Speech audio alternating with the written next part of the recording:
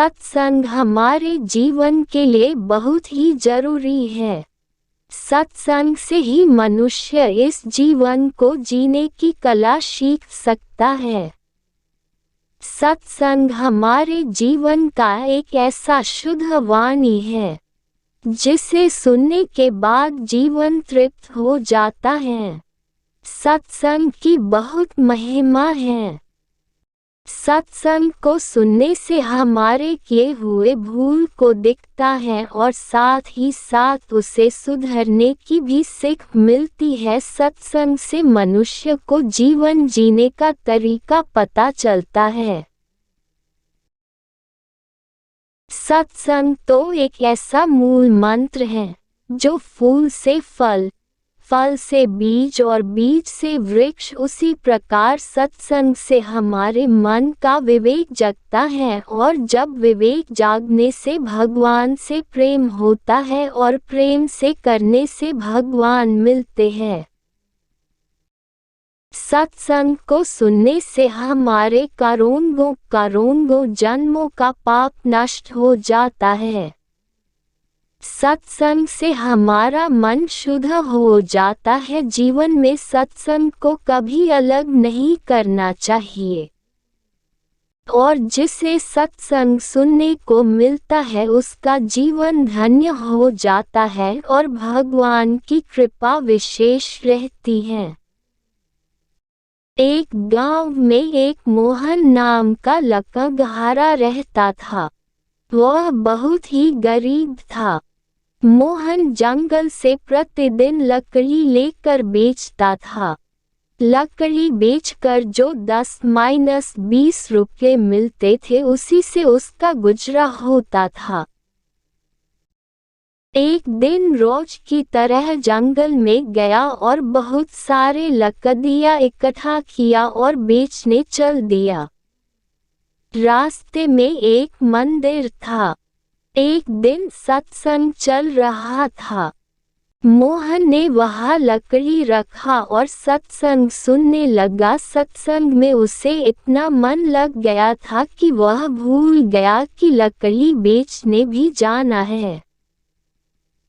शाम हो गई, सोचा आज परिवार भूखा रहेगा। तभी सत्संग से निकले लोगों को उस लकड़ी से सुगंध आने लगी। सब ने लकड़ी खरीदी। देखते देखते उसने सारी लकड़ी बेच दी। उस दिन उसे 100 रुपये मिल गए। वह बहुत खुश हो गया। आज तक उसे 20 रुपये ही मिलते थे। फिर लोगों ने उसे बताया कि यह चंदन की लकड़ी है। अब तक वह इसे सिर्फ जलाने के लिए के बेचता था। अब सेठ साहूकारों को बेचने लगा। कुछ ही दिनों में वह अमीर आदमी बन गया। इस प्रकार मोहन जब सत्संग में गया तो उसे सत्संग का लाभ मिल गया।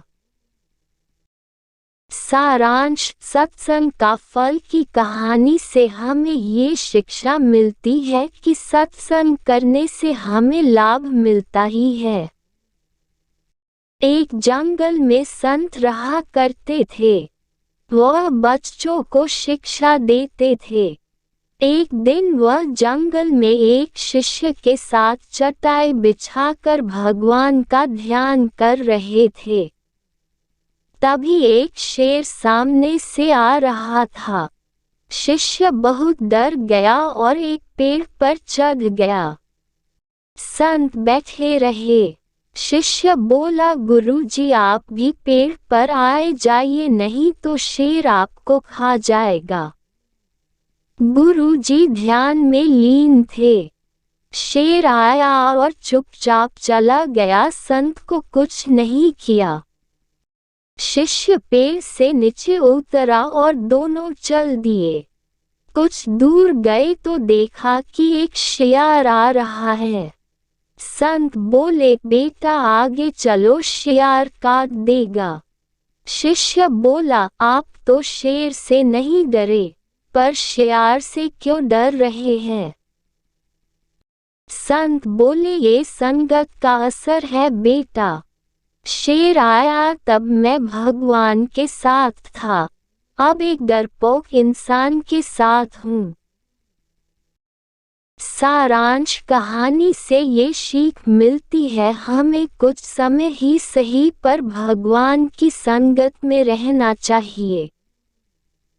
रामायण की एक कथा है जो बहुत ही प्रसिद्ध है।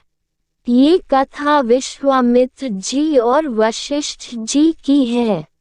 विश्वामित्र जी बहुत बड़े तपस्वी थे, तप को बड़ा मानते थे, और वशिष्ठ जी सत्संगी थे, वो सत्संग को बड़ा मानते थे।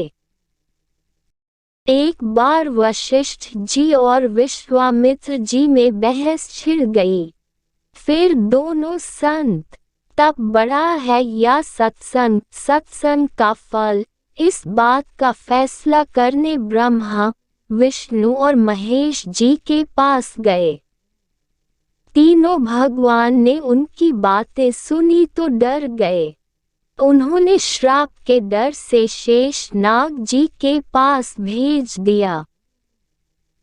शेषनाग जी ने दोनों संत की बात सुनी और बोले, अगर आप में से कोई अपने प्रभाव से धरती को मेरे सर से हटा देगा, तभी मैं निर्णय दे पाऊंगा।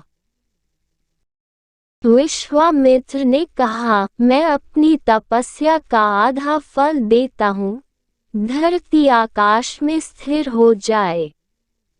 इतना कहे परंतु धरती हिली तक नहीं।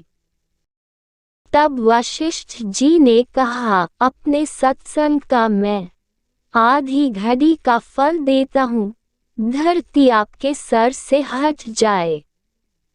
तभी धरती शेष जी के फन से अलग होकर निराधार हो गई। तब विश्वामित्र जी की आंख खुली और अपनी हार मान ली। सारांश के द्वारा सुनाई गई सत्संग का फल की कहानी से हमें ये शिक्षा मिलती है कि हमें हमेशा सत्संग करना चाहिए।